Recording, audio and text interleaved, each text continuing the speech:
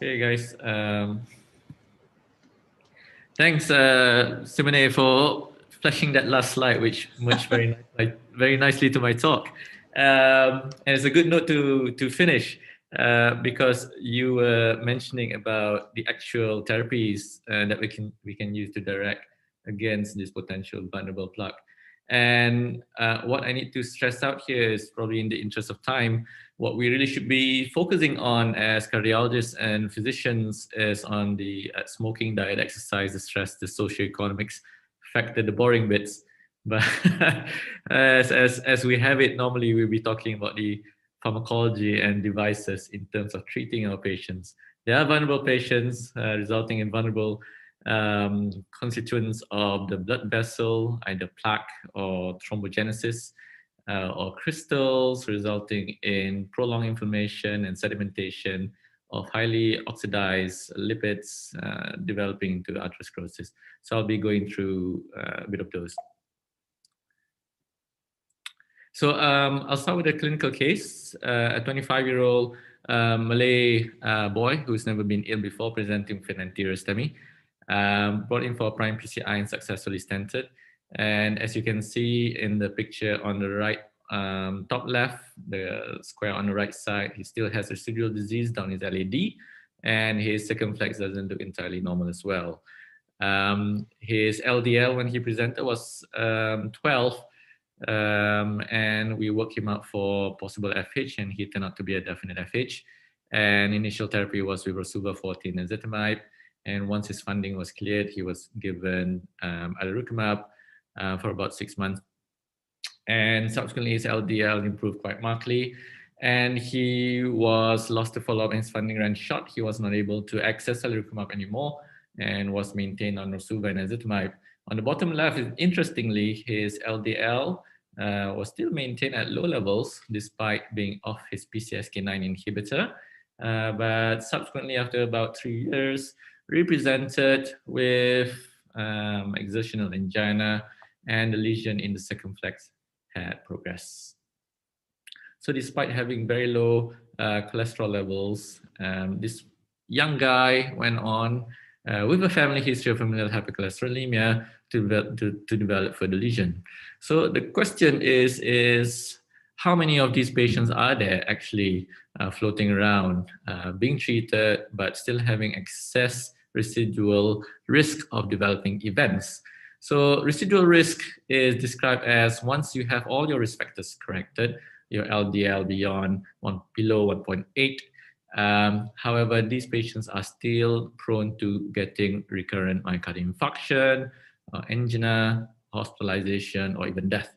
So from the clinical trials from Prove It, where different doses of statins were compared against each other, and Improve It, adding in ezetimibe on top of statin therapy, the percentage of residual risk patients was about 30%, which may be overestimating because these are clinical trial patients. When they look at the American registry from the Virgo registry, patients who are classified as residual risk was around 16%. So what can you do? Are there any therapies that are effective against them? When we talk about atherosclerosis, it's a progressive, continuous process. We all know that it starts at a very, very young age, even in utero. And there are many, many factors that drives the formation of atherosclerotic plaque. Current guidelines, we tend to catch them quite late. As you can see in the second row, once we have diagnosed them with atherosclerotic disease, either in the coronaries or elsewhere, then we consider starting them on secondary prevention and classifying them as high-risk patient. But ideally, we should be able to detect them fairly early to try and prevent these patients from developing disease, extending the concept of primary prevention. We all know that statin works, either via prime prevention trials, which is a solid dark blue line that you see at the bottom, from the West of Scotland cardiovascular outcome using pravastatin, to the American AFCAP study using lovastatin, as well as ASCOT trial. We can see that the lower your LDL is, the lower your risk of developing event would be. In the primary population, the slope is gentler, milder, because the patients are technically low risk, not having a disease in the first place. In the secondary preventions, patients who are post-infarct, post-myocardial infarction, the magnitude of risk reduction is greater when you commence them on any statin, either simvastatin, atorvastatin, pravastatin, and right down to high-dose atorvastatin, which is a proven trial, bringing down their risk reduction to very, very low levels. And we all know this slide by Brian Ferentz, which shows the causality association of LDL and arteriovascular disease. What he did was showing it up as a Mendelian randomization. That concept pretty much means that if you're born with a genetic mutation to a gene that results in very low LDL, and you're to compare it to somebody who's born with a normal gene resulting in normal or high LDL, and you map out their outcome over time. And you can see here that those who are born with mutation in the LDL receptor, resulting in very, very low LDL cholesterol values, has the most maximum risk reduction in developing event. And because it's a genetic mutation and patients are being followed up for such a long time, the median follow-up is 52 years compared to randomized clinical trial where the average follow-up is about 5 years. So there is very strong causal link that says that LDL is associated with cardiovascular events. Bringing LDL down with any therapy will reduce your risk of developing cardiovascular events. The next question is it due to the regression of plaque volume, reducing percentage stenosis in culprit lesion, plus other vasculature, or is it through other mechanisms that is actually driving the atherosclerotic process itself? So we now know that it's a combination of both.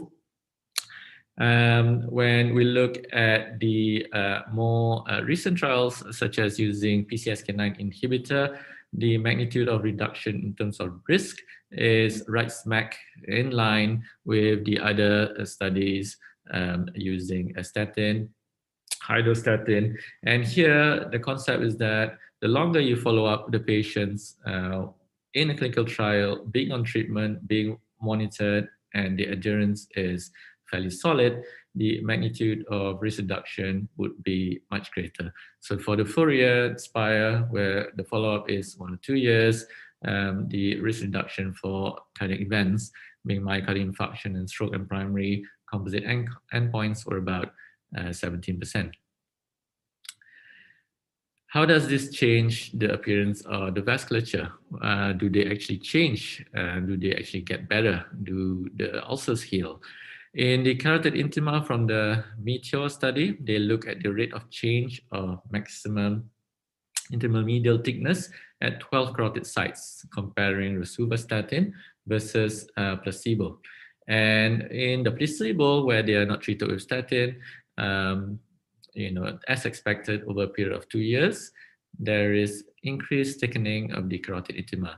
Now, the procedure is fairly well controlled. The person who's doing it does it over and over again, so there's very little inter-observer variability. What they found was that those patients who were given rosuvastatin 40 milligrams did not have progression of plaque and showing signs of plaque regression. However, when it went through FDA, the percentage magnitude was not convincing enough for them to suggest that it should be used as an indicator to regress plaque in patients with atherosclerotic disease. When we're monitoring for endpoints by imaging to look for vulnerable plaque, there are 2 criteria that can be used, i.e. either angiography-based definition, looking for either increase in plaque progression, increasing percentage stenosis, or regression, or by, as Dr. Simone have very eloquently explained, plaque-based definition, the presence of low attenuation plaque, increase in plaque atheroma volume, and the presence of necrotic core. Here's a very nice study that was done from Korea by Singjun Park.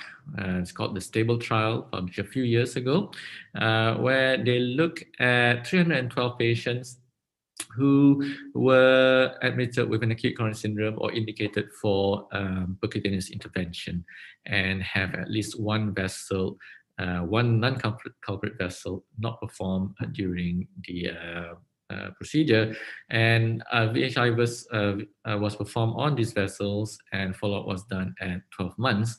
And patients were randomized to receive either high-dose rosuvastatin or low-dose rosuvastatin, either 10 or 40 milligrams. And what they found was that in patients who was given high-dose rosuvastatin, the coronary artery has changed in terms of the content of fibrofatty content as well as necrotic core. However, those patients who had elevations in their high sensitivity CRP levels responded better to statin therapy and showed better improvements in terms of disappearance of necrotic core during their follow-up. And this can be seen again, the picture on the left, where you see a cross-section of a VH at baseline and at 12 months, showing a patient who has regression of vulnerable plaque features, and the bottom picture showing a picture at baseline where the patient actually progresses in terms of feature of vulnerable plaque. And again, this is to stress out that inflammation plays a big role. Despite having similar LDL reduction, it doesn't really correlate to the degree of disappearance of necrotic core or dense calcium. That is actually the degree reduction of CRP improvement on statin therapy that could actually predict whether or not the vulnerable plaque features disappears over time. This is a study using PCSK9 therapy. It's called GLAGOF. It's a sub-study of the Fourier trial where patients who post myocardial infarction randomized after being on statin to either placebo or evolocumab given at a monthly basis and followed up to about 5 years. And what they try to see is that they are looking at the differences in plaque volume in the coronary artery. And what they found was that there is a very significant reduction in LDL cholesterol, which is to be expected when you're given PCSK9. But in both groups, there wasn't much reduction in terms of your hs-CRP because it's a low risk population. The mean average CRP here was about 2.3.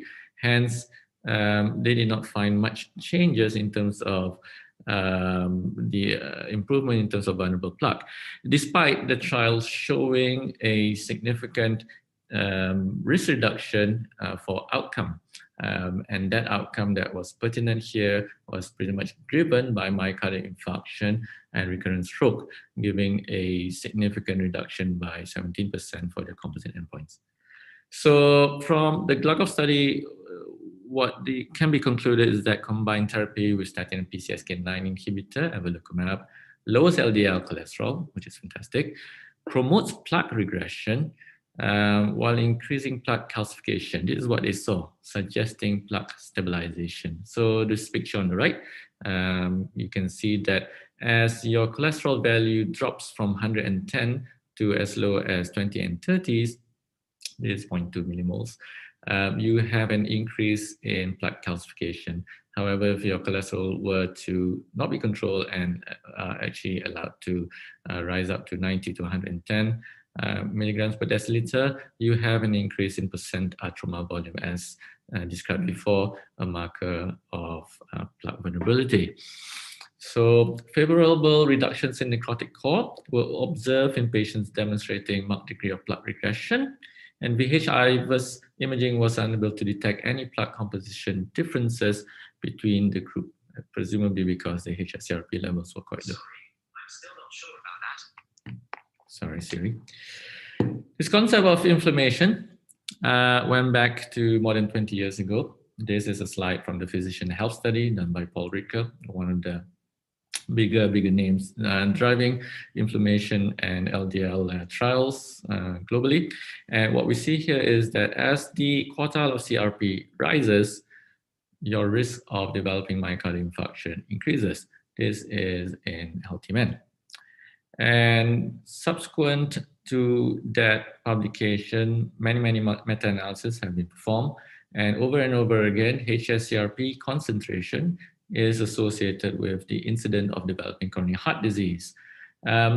So much so that if you were to look at the standard deviation contributing to the presence of coronary artery disease, hsCRP is a greater risk predictor as compared to total cholesterol, non-HDLC cholesterol, and systolic blood pressure. It's important to know how and where CRP is being produced. CRP is an end product which is being produced by the liver, a marker of inflammation. When we are talking about high sensitivity CRP, we are relating to values of less than 1, which is very low, and values of more than 3, which is considered as high vascular risk. It's a byproduct of the NLRP3 inflammasome pathway, which sits in the mitochondria and is activated by cholesterol crystals, neutrophil extracellular traps, atheroprone flow, as well as hypoxia. Triggering this system will result in the production of interleukin-1 beta, which subsequently converts to interleukin-6. And we have seen publication using drugs such as anakinra, canakinumab, which I'll go into a bit more detail, as well as colchicine, that augments and reduces the values and levels of interleukin-1 beta, resulting in better outcome. Activation of this pathway, of the cytokine pathway, results in pretty much vascular healing, where you have increased smooth muscle proliferation, macrophage activation, increase in adhesion molecules, cytokines, and interleukin-1 system. However, disproportionate excretion of the activation of the cytokine pathway will subsequently result into vascular inflammation, endothelial dysfunction, and atherosclerotic vascular disease progression. One of the trials called Jupiter, which we're all aware of, is quite interesting. It's a statin trial, but instead of randomizing people between low dose and high dose statin, what they did was they subselect population who have low levels of cholesterol, an LDL-C of less than 3.6 millimoles per liter, but who have elevated CRP, a CRP of more than 2. CRP more than 2, but without the presence of infection or cancer or anything else that could drive up the CRP. So the whole idea is to select patients who are vascularly inflamed with well-controlled LDL and to randomize them to rosuvastatin 20 milligrams or placebo and follow them up for about 2 years. 8,901 patients was randomized to the rosuva arm and the same to the placebo arm. And what they found was quite staggering risk reduction in terms of events for patients being on rosuvastatin 20 milligrams per day, giving you a number needed to treat to prevent 1 event at 2 years of 95. And if you were to treat at 5 years, the NNT comes down to 25 patients. So the take-home message from Jupiter was that high-risk patients have improved cardiovascular outcome when treated with rosuvastatin, provided that they have the presence of inflammation with elevated CRP. And similarly, we can see improvement in terms of the rate of stroke, all stroke, as well as ischemic stroke. So CRP here is now taking center stage as a target for improving vascular health and to treat and target vulnerable plaque. CANTOS was a trial published in 2017 using canakinumab at 3 different doses, and CANTOS pretty much a monoclonal antibody targeting IL-1 beta inhibition, therefore reducing the inflammation and cytokine response. And the picture on the bottom left shows the differences to outcomes, whether or not, if you're on placebo, the red bar, or whether you were treated with canakinumab at various doses. From this study, we know now that canakinumab 150 milligrams given every 3 monthly gives you the most risk reduction to develop an event. So what is interesting is that this is one of the first large randomized controlled trial with thousands of patients showing the benefit of treating inflammation and not targeting LDL itself.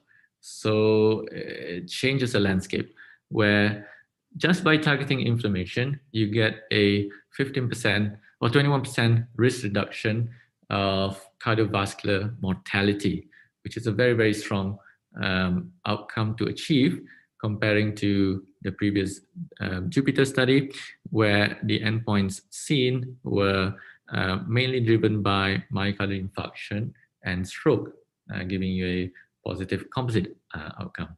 And from the CANTOS study, in terms of all-cause mortality, you can see a reduction as well. So the outtake from CANTOS is that canakinumab 300 milligram led to a 67% risk reduction also in incident lung cancer, simply due to the fact that it suppresses IL-1 beta, which is an anti-inflammatory and reduces cancer growth. However, you do find more leukopenia and fatal infections with this therapy, giving rise to a bit of fear, as well as it is a drug that is quite costly. So is there any cheaper options out there? Yes, there is. There's a drug called colchicine that we commonly use for the treatment of gout. In Southeast Asia, I think especially in Malaysia, gout is quite rampant, probably due to the diet. How it works is that it inhibits mitosis as well as microtubule formation, which results in reduced excretion of VEGF, E-selectin, L-selectin, and subsequently reduced intimal hyperplasia. It also reduces inflammation by working on the NLRP3 inflammasome cascade, subsequently reducing IL-1 beta, IL-6, which has been proven to be beneficial in the CANTOS trial, resulting in its positive benefit. So in 2020, COLCOT was published. This is colchicine cardiovascular outcomes trial, where patients who is post-myocardial infarction being on a statin therapy was randomized to receive 0.5 milligrams of colchicine per day and followed up to 42 months, as opposed to being given a placebo. And what they found was that it works very, very quickly. You can see on the Kaplan-Meier curve on the bottom right that the curve starts to diverge within the first week and continues to diverge as time goes on, with a significant p-value of 0.07, which is quite staggering. Another trial called LODOCO-2, low-dose colchicine 2, is a multi-center, multi-nation clinical trial. It follows on from LODOCO-1, which looked at using colchicine in patients post-infarct. Again, very similar finding to the COLCOT trial, where you see risk reduction compared to placebo in patients post-myocardial infarction. The downside of treating patients with colchicine, if you give too much of it, patient starts to complain of diarrhea. The upside is that it does act on as an anti-inflammatory and have evidence to reduce cardiovascular outcome. These are some of the trials that uses colchicine, LODOCO, COLIN, LODOCO-2. Colchicine PCR is interesting, where the hypothesis is to give colchicine in patients coming in for percutaneous intervention in the hope that it would reduce recurrent event down the line.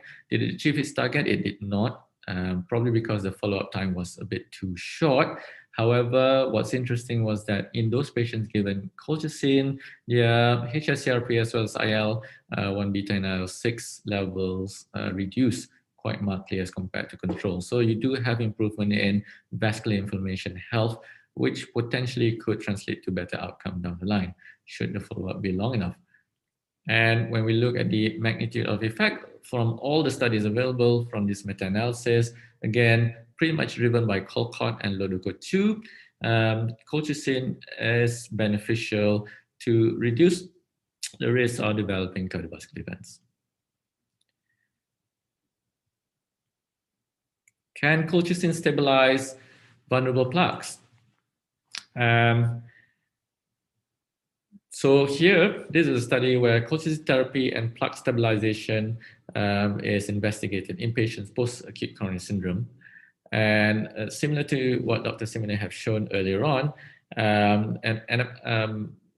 MIP sectional imaging of this artery, in this case, the right coronary artery, using softwares to automate calculation to identify low attenuation plaque, which is pretty much the dark area here, color coding it and calculating its volume. And after treatment with colchicine, re-imaging with CT, coronary angiogram, and quantifying the low attenuation plaque volume, as well as other features of vulnerable plaque.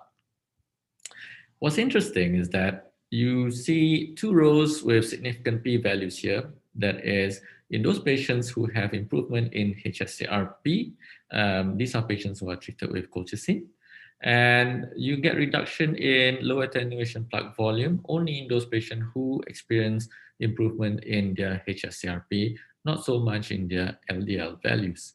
So this gives rise that actually targeting inflammation with colchicine or statins would actually drive down your event rates further on top of your current statin therapy. This is a study worth mentioning using methotrexate to try and suppress your inflammation cascade. Unfortunately, it did not really work. The third trial, presented in 2018, did not show any significant differences because the level of cytokine activation, IL-1 beta, IL-6, hsCRP, was not augmented. Therefore, cardiovascular events remain the same between the two arms.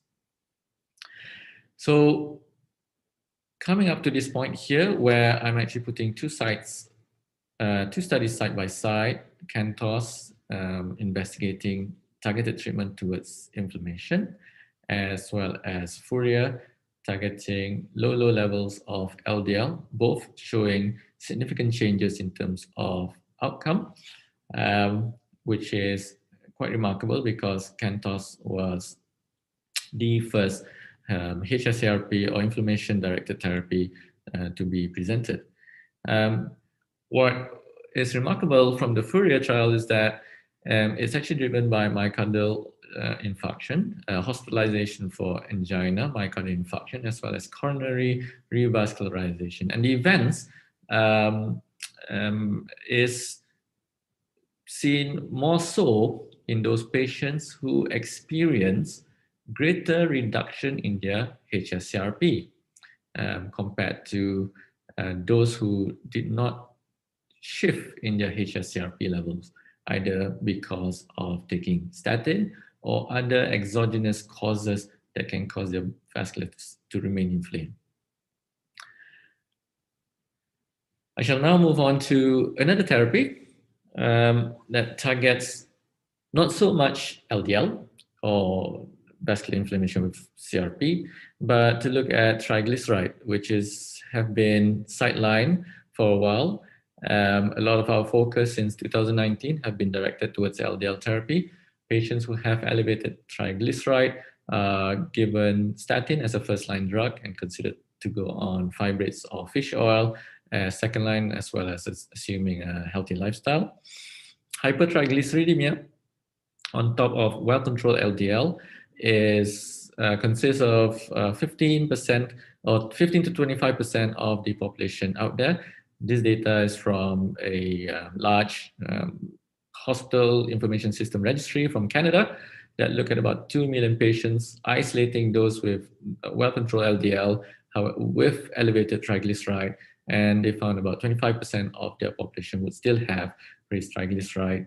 And these patients experience about 13 to 15% risk of events, similar to what is seen in the REDUCE-IT trial.